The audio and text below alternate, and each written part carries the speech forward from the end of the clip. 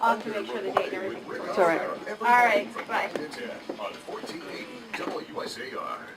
Welcome back to the Will Flanagan Show on 1480 WSAR. Before we went to break, we were telling you about a PSA that's currently going on in the city of Fall River, and we're encouraging people to look down before they light up. And essentially what that means is we're educating people on the dangers of secondhand smoke. And when we encourage you to look down, we're asking you to take a look at the little ones that may be around you and the decision to smoke around them and what that may actually do to the quality of their health. And it's estimated that approximately 21,000 smokers live in Fall River, and that comes out to about 1 in 4 residents in our city currently smoke.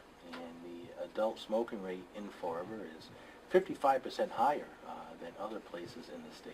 And you know, when I talk to people, none of them really say I enjoy smoking or I like to smoke. They pretty much tell me I tried to quit, I don't like smoking, but I can't quit, and I wish I could. So one of the individuals who's helped leading this campaign and is really passionate about educating people on the dangers of secondhand smoke is Corporation Counsel Elizabeth Sousa, and not only has she been winning legal cases as of late, but she's also getting out there in the community leading this PSA. So, Attorney Sousa, tell us why you're so passionate about this and what you hope to accomplish when this is all said and done. Thank you, Mr. Mayor, for allowing this stage for us to essentially educate people as to the dangers of secondhand smoke, particularly on young children. We have distributed to all school children from pre-K to 8th grade a pamphlet which defines what secondhand smoke is, the dangers of secondhand smoke, and the causes of secondhand smoke on children. The Surgeon General has concluded that there's no way to fully protect your child or any children from the dangers of secondhand smoke other than to live a 100% smoke-free environment. Secondhand smoke is a common cause in children of ear infections, respiratory infections, asthma. So it's very important that if you do smoke, to make sure that you don't smoke in front of children, that you make sure that you go to an area far from where a loved one or any other children are present. We understand that anyone can go to a local convenience store and buy cigarettes if you choose to smoke. Just be cognizant of the people around you. Now, let me ask this question. I'm joined in studio by Dr. Henry Vaillancourt as well as Dr. David Weed. What are some of the chemicals that are being people are exposed to in secondhand smoke, and what kind of effects can they have on the human body? Okay, do you have about half an hour? Because there are 15 minutes. there are about 4,000 different chemicals in cigarettes so far that have been identified, and some people say it could be as many as 7,000. Of these, about 50 are known carcinogens.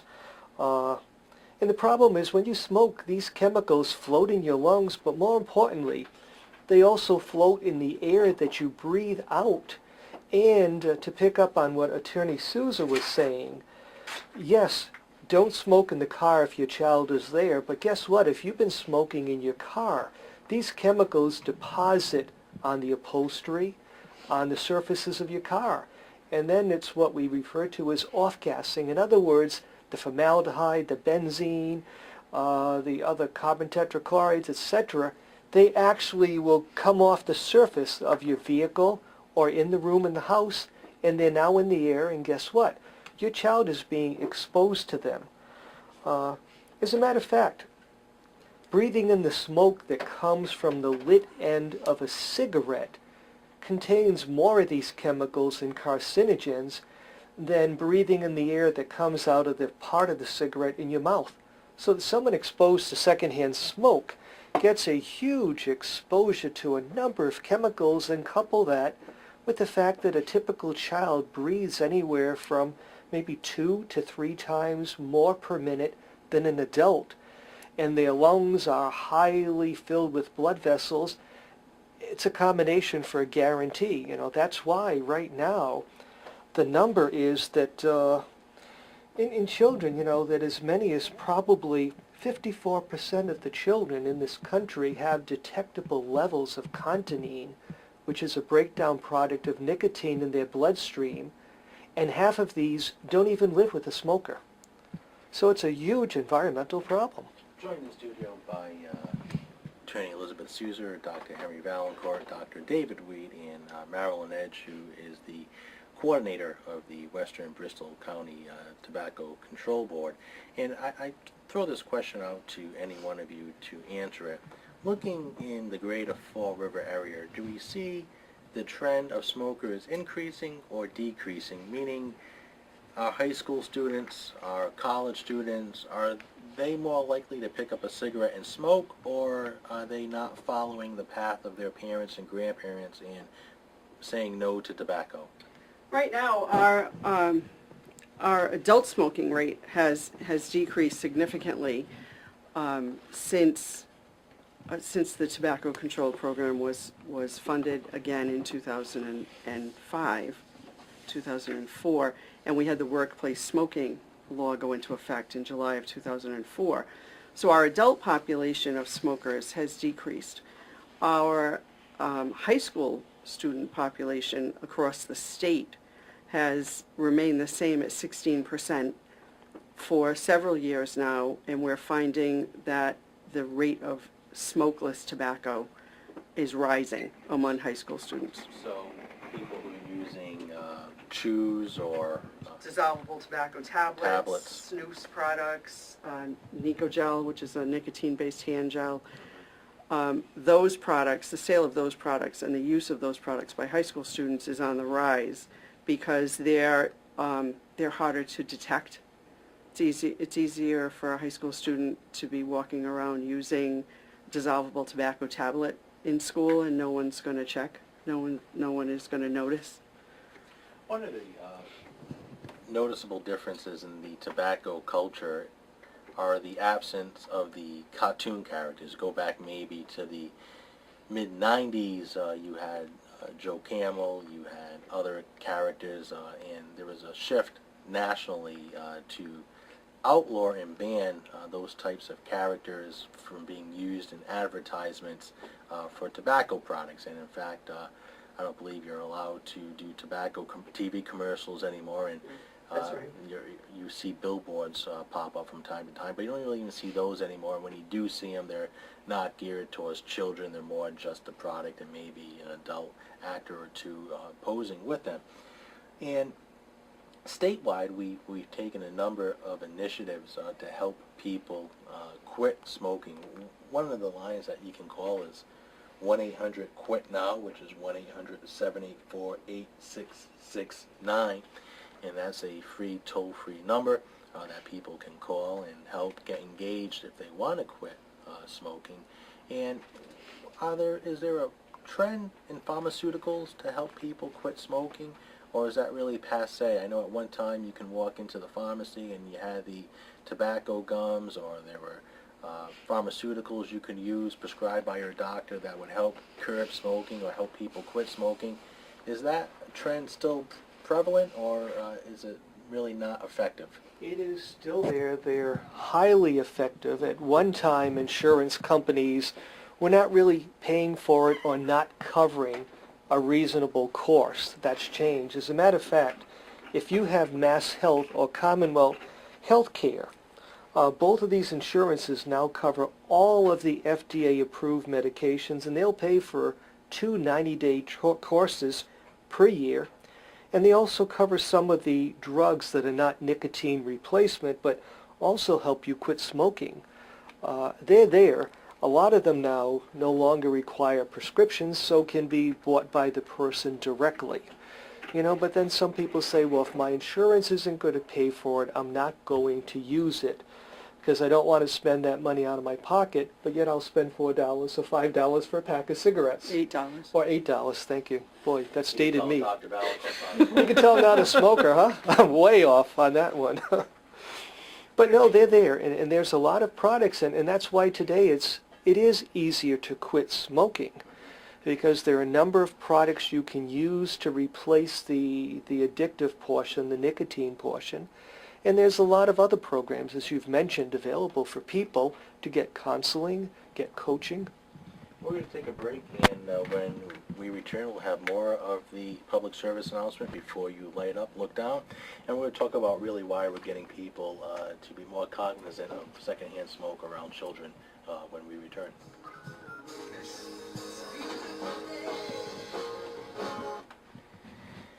And we're back on the Will Flanagan Show. Mayor Will Flanagan, and joined in studio by Attorney Sousa, Dr. Weed, and Dr. Vaillancourt, and Marilyn Edge, and we're telling the listeners about a PSA going on in the city of Fall River. Before you light up, look down. And if you want to join in on the conversation, you can do so by dialing 508-673-1480, 508-673-1480. And this PSA is really geared towards making smokers aware of the effects of secondhand smoke on children. And Dr. Vaillancourt, is secondhand smoke more of a danger to a child than it would be an adult? It really is, again, because the child will absorb more of the chemicals into their bloodstream much faster than an adult. They breathe faster, and there can be long-term and short-term effects. Children who live with smokers, people who smoke in the house, it's been shown that their lungs develop less slow, or in other words, their lungs develop more slowly and not as fully. Also, more recent studies is that children who are chronically exposed to smoke don't perform as well on cognitive tests, in other words, math tests, reading tests, those that require higher levels of skills. They don't do as well. In as little as 10 minutes, you can absorb enough secondhand smoke and the chemicals in your bloodstream to already see immediate changes. The blood clots a little faster.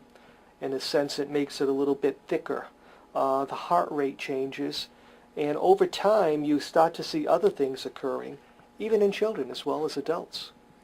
And if a child has asthma or bronchitis, does the secondhand smoke irritate their pre-existing medical condition?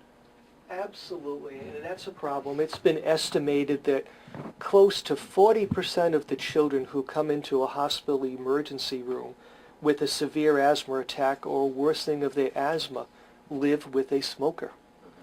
And it's also been, it's believed, not believed, it has been shown that cigarette smoke exposure can be a cause of asthma in some children developing asthma. It doesn't account for all cases, but it certainly can. So it can cause it, it can worsen it. Now, Dr. Weed, you're familiar with a number of the healthcare facilities within the city. If I'm a listener right now and I want to walk into a facility to get help kicking tobacco, where can I go in the city? Are there any locations I can go to get help? There are currently 2 locations that are available to anyone in the city. Stanley Street Treatment and Resources on Stanley Street in Fall River is probably the one that people know best, and they've had a tobacco cessation expert there on staff for a number of years. They're available to do the counseling right there at the facility, or if there are a group of people, such as in a work setting, they can often arrange to go to that setting and work with the group. Partners for a Healthier Community, who I work for, just had one of our staff trained as a tobacco cessation counseling expert, and she'll be available also to work with either small or larger employers to do groups on site to make it as convenient as possible for people who want to quit smoking.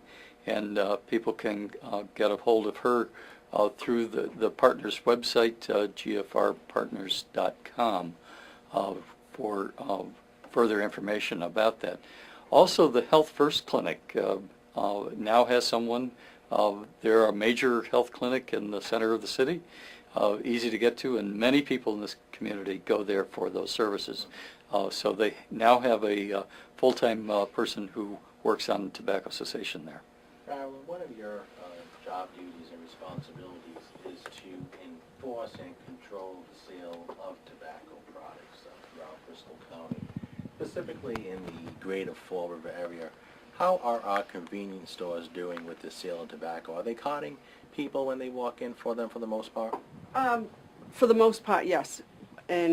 But we've had a higher rate of failed compliance checks between December and January than we've ever had in Fall River.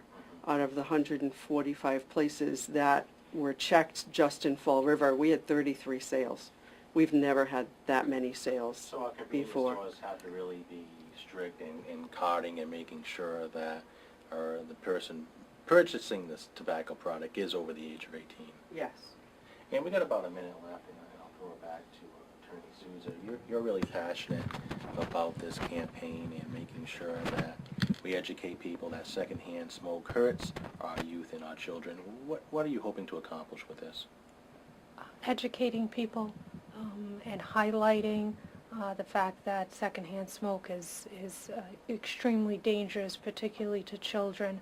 To me, and I think to anybody really, the top priority is the safety of our children, and just to try to get the message out there as much as possible. If you are a smoker, to provide as much as education and as much information as possible to try to get you to quit smoking. And that's the goal. And I want to thank everybody for tuning in to the Will Flanagan Show. We'll see you back here next Thursday. And if you're looking to quit smoking, dial 1-800-784-8669, and we'll see you back here next week. To talk with Will, call 508-673-1480. That's 508-673-1480. Once again, here's Will Flanagan.